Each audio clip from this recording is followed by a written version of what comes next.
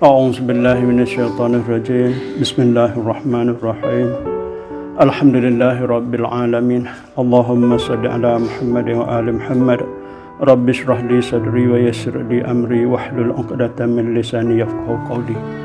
Baik, alhamdulillah, syukur kita kepada Allah Subhanahu Wa Taala kerana pada pagi ini dapat kita berjumpa lagi untuk tazkirah sesi yang kedua di dalam bulan Ramadan ini. Baik, saya mengharapkan semoga tazkirah ini dapat memberi manfaat kepada saya, ahli keluarga saya dan para pendengar semua. Baik, tajuk yang akan kita bincang dalam tazkirah pada pagi ini ialah mengingati kematian. Baik, sebagaimana biasa, kita sebaik-baik tazkirah ialah merujuk kepada ayat-ayat Al-Quran itu sendiri. Jadi untuk tajuk mengingati kematian pada pagi ini, kita boleh rujuk pada ayat Al-Quran surah Al-Anbiya ayat 35 dan juga surah Al-Mu'minun ayat 97 hingga ayat 100. Baik tuan-puan dan semua penonton boleh tengok Al-Quran untuk surah tersebut Baik, sebagai mukadimah, sebagaimana biasa kita kena ingatlah bahawa kehidupan kita ni sangat terhad. Allah Subhanahu Wa Taala telah menentukan ke atas setiap yang hidup ini pasti akan mati semualah. Saya, keluarga saya dan juga tuan-puan, anak-anak tuan-puan akan menghadapi kematian suatu ketika kelak. Jadi tempoh hayat yang Allah Subhanahu Wa Taala beri kepada kita ini, kita perlu guna dengan sebaik-baiknya untuk beribadah kepada Allah Subhanahu Wa Taala. Baiklah, dalam surah Al-Anbiya ayat 35 Allah Subhanahu Wa Taala berfirman, A'udzu billahi minasyaitonir rajim. Bismillahirrahmanirrahim. Kullu nafsin dha'iqatul maut wa nabluukum bisyarri wal khairi fitnah wa ilaina turja'un.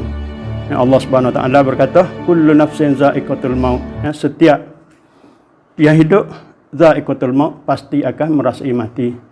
Jadi saya dan semua yang hidup ini pasti satu masa akan datang yang kita tak tahu bila-bila kita pasti akan mati. Bapa tu wa nabluukum bisyarri wal khairi fitnah. Kami cuba kamu bisyarri wal khairi fitnah, dengan keburukan dan kebaikan sebagai ujian di dalam kehidupan kita. Jadi Allah Subhanahu Wa Taala memberi peringatan kepada kita bahawasanya tempoh kehidupan kita ini merupakan tempoh cubaan. Allah Subhanahu Wa Taala akan memberi cubaan kepada kita semua untuk menguji kita. Adakah kita ini sebagai golongan yang beriman ataupun golongan yang engkar terhadap Allah Subhanahu Wa Taala. Kan? Jadi ujian tu Allah Subhanahu Wa Taala kata, wa nabluukum, kami cuba kamu bisyarri, dengan keburukan. Makna setiap individu yang hidup atas dunia ini pasti dia akan melalui keburukan dalam kehidupan dia. Maksud keburukan di sini ialah kesakitan, kesusahan, kesempitan hidup, tekanan dan sebagainya. Itu satu ujian daripada Allah Subhanahu Wa Taala. Nak tengok kita ni, adakah kita ni termasuk dalam golongan yang bersabar ataupun tidak bersabar. Wal khairi, selain daripada keburukan tu, Tuhan uji juga dengan al khair, dengan kebaikan. Tuhan bagi kekayaan, Tuhan bagi kesihatan kepada kita, Tuhan bagi kemudahan kepada kita, Tuhan bagi nikmat kepada kita. Nak uji kita, adakah kita ini termasuk dalam golongan bersyukur ataupun tidak bersyukur kepada Allah Subhanahu Wa Taala. Jadi di sini setiap individu akan menghadapi dua keadaan ini. Dalam sepanjang dia hidup, daripada dia lahir sampailah dia menghembuskan nafas yang terakhir, dia akan berhadapan dengan keburukan dan kebaikan. Akan datang, bergilir-gilir datang. Satu masa datang kesakitan, satu masa dia sihat, satu masa dia miskin, satu masa dia kaya. Jadi keadaan-keadaan ini nak tengok persepsi kita, bagaimana tanggapan kita terhadap Allah Subhanahu Wa Taala.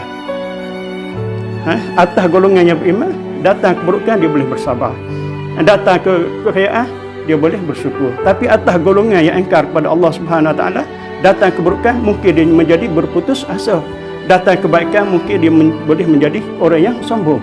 Itu beza dia. Jadi dalam kehidupan kita, keburukan dengan kebaikan ini ialah fitnatan, untuk ujian ke atas kita, nak menguji kita supaya kita menjadi benar-benar golongan yang beriman kepada Allah Subhanahu Wa Taala. Wa ilaina turja'un, dan Allah Subhanahu wa taala menegaskan wa ilaina turja'un, kepada kamilah turja'un, kamu semua akan kembali. Maknanya satu ketika kelak kita mati, kembali kepada Allah, berhadapan dengan penghakiman Allah Subhanahu wa taala terhadap apa-apa yang telah kita lakukan atas dunia ini. Jadi tuan-tuan dan puan-puan, saya nak memperingatlah dalam kehidupan kita seharian ni kadang-kadang dorongan itu sendiri ada dorongan hawa nafsu kita yang menyebabkan kita melakukan perkara-perkara yang maksiat terhadap Allah Subhanahu wa taala. Dan juga dorongan daripada luar itu sendiri. Daripada luar tu termasuklah syaitan dan sebagainya, dan iblis dan sebagainya dah, yang sentiasa mendorong kita supaya kita menderhaka kepada Allah Subhanahu wa taala. Jadi setiap hari kita akan berhadapan, satu dengan kehendak nafsu kita, dan yang keduanya desakan daripada iblis, syaitan dan sebagainya lah, supaya menderhaka kepada Allah Subhanahu wa taala, agar tempoh yang kita hidup ini tidak memberi apa-apa makna kepada kita, sehingga pada hari akhirat kelak kita tergodong dalam golongan orang rugi. Anda kata kita tunduk pada nafsu, tunduk pada syaitan, maknanya satu tempoh kehidupan yang Tuhan bagi atas dunia ini tidak memberi apa-apa makna kepada kita. Justru itulah dalam surah Al-Mu'minun, Allah Subhanahu wa taala mengajar kita supaya kita sentiasa berdoa kepada Allah, minta perlindungan daripada was-was syaitan, agar syaitan tidak ganggu kita. Kita yang pertama lawan hawa nafsu, itu dalaman kita sendiri, kita lawan diri kita. Dan yang keduanya lawan faktor luaran, iaitu syaitan, iblis dan sebagainya, agar hayat yang Tuhan bagi ini dapat kita gunakan sebaiknya sebelum kita menghembuskan nafas yang terakhir. Baik, cuba tengok surah Al-Mu'min pula, ayat yang ke 97. Al-Mu'minun ayat 97. Allah Subhanahu wa taala berfirman, wa qul rabbi a'udzubika min hamazatis syayatin. Katakanlah rabbi a'udzubika, wahai Tuhanku, aku berlindung dengan engkau, min hamazatis syayatin, daripada was-was syaitan. Kita kena setiap hari kena mohon perlindungan daripada Allah Subhanahu wa taala, supaya kita terlindung daripada was-was syaitan. Maksudnya dalam setiap masa syaitan akan ganggu manusia ni. Dia akan sentiasa memberi was-was. Orang baik nak melakukan kejahatan, dia was-was. Nak buat boleh, nak buat. Wah lama-lama dia terjebak dalam kejahatan. Orang baik dia nak buat perkara jahat, syaitan akan datang was-was. Nak buat, dia buat. Ataupun orang jahat dia nak buat perkara baik, syaitan datang halangan dia, jangan buat. Ini was-was syaitan. Jadi syaitan ni datang kepada manusia sentiasa memberi was-was, agar mereka sentiasa menderhaka kepada Allah Subhanahu wa taala. Jadi dalam keadaan inilah Allah Subhanahu wa taala berfirman, wa qul, Tuhan ajar kita, rabbi a'udzubika min hamazatis syayatin, wahai Tuhanku, aku berlindung dengan engkau, min hamazatis syayatin, daripada was-was syaitan. Itu kena minta dengan Tuhan. Dalam Al-Quran surah Al-Mu'minun ayat 97 ini mengajar kita bagaimana kita nak memohon kepada Allah Subhanahu wa taala untuk berlindung daripada was-was syaitan. Jadi kena sebutlah. Tak boleh diamlah. Ayat Al-Quran ini mengajar kita doa, cara kita untuk menghindari was-was syaitan.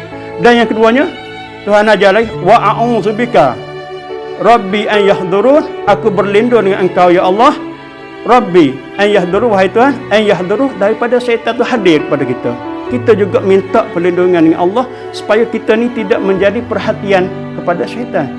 Minta juga tu, supaya syaitan itu tak datang kepada kita, supaya syaitan itu tidak menjadi sahabat kita, supaya syaitan itu tidak menghampiri kita. Kena mohon dengan Tuhan juga. Tadi mohon supaya dia tidak was-waskan kita. Dan ayat 98 ni pula kita memohon dengan Allah Subhanahu wa taala supaya syaitan itu sendiri tidak memberi perhatian kepada kita. Kena minta dengan Tuhan juga. Jangan ganggu kita lah. Kena minta macam tu. Sebab syaitan ni dua keadaan. Satunya syaitan iblis, dan yang keduanya syaitan manusia. Manusia jahat ni yang mendorong kepada perlakuan maksiat kepada Tuhan, mereka juga adalah syaitan. Maksud syaitan ni sesiapa yang menjadi perosak kepada manusia, itu syaitan lah. Jadi kita kena mohon kepada Allah Subhanahu Wa Taala supaya kita tidak dihadiri oleh golongan-golongan tersebut, sama ada dia dari golongan jin ataupun dia daripada golongan manusia, untuk datang kepada kita supaya melakukan maksiat kepada Allah Subhanahu Wa Taala. Jadi kena mohon tu. Kena minta dengan Tuhan. Dua perkara. Satu pertama, was-was, dan yang keduanya kehadiran mereka itu kepada kita, kena minta perlindungan dengan Tuhan supaya mereka tidak datang kepada kita. Okey.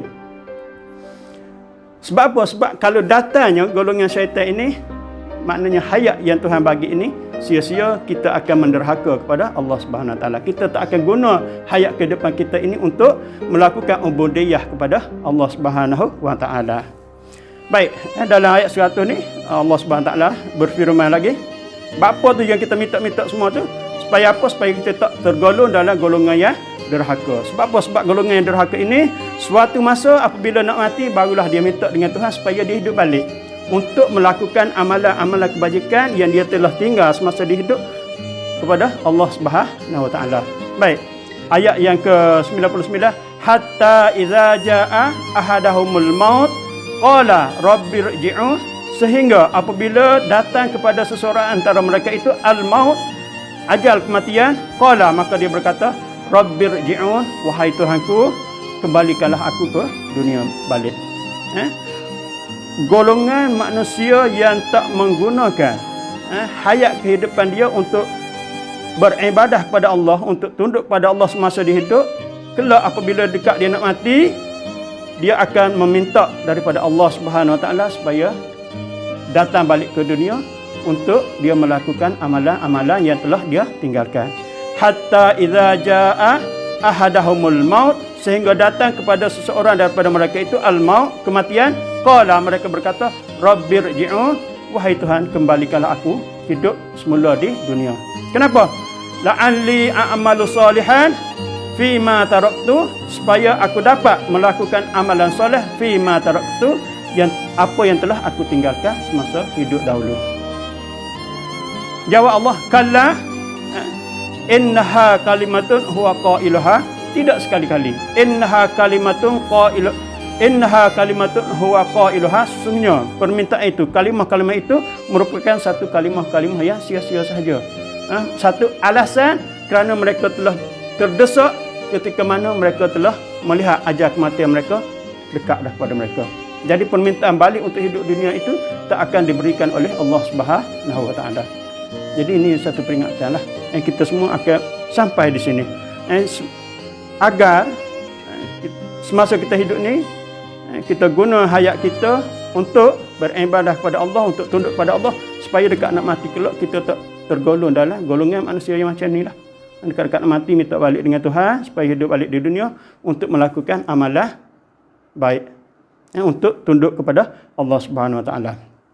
Baik. Wa min waraihim barzakhun ila yaumi yub'asu, dan di hadapan mereka itu barzakhun, satu alam barzah, ila yaumi yub'asun, sehinggalah mereka dibangkitkan semula. Jadi selepas kematian Allah Subhanahu Wa Taala memberi peringatan kepada kita, kita akan berada di alam barzah sehinggalah hari kebangkitan. Jadi berada di alam barzah ini memerlukan amalan-amalan semasa kita di dunia hari ini, ialah supaya kita hidup bahagia di alam barzah. Sebab di alam barzah ni adalah macam-macam tanggungjawab balik. Tuhan akan persoal balik kita. Maknanya kalau orang yang berdosa di barzah lagi, mereka akan berhadapan dengan balasan lah. Ada lama tu, ila yaumi yub'asu, sehinggalah hari kebangkitan. Maksudnya sampai hari kiamat duduk di dalam kubur, duduk di alam barzah. Ketika itulah kita akan dipersoalkan balik apa yang telah kita lakukan semasa hayat di dunia hari ini. Jadi sebagai kesimpulan, pagi ini saya memberi peringatan kepada saya dan juga kepada para pendengar semua, supaya kita sentiasa bertafakur, supaya kita sentiasa berfikir tentang tanggungjawab kita terhadap Allah Subhanahu Wa Taala, tentang tanggungjawab kita terhadap manusia-manusia lain, tentang tanggungjawab kita terhadap semualah, terhadap sekeliling kita. Mana kita perlu berada dalam keadaan stabil, persepsi yang baik terhadap Allah, terhadap manusia, supaya kita berada dalam golongan orang-orang yang diredai oleh Allah Subhanahu Wa Taala. Jadi saya rasa sampai setakat itu dulu. Wallahu a'lam.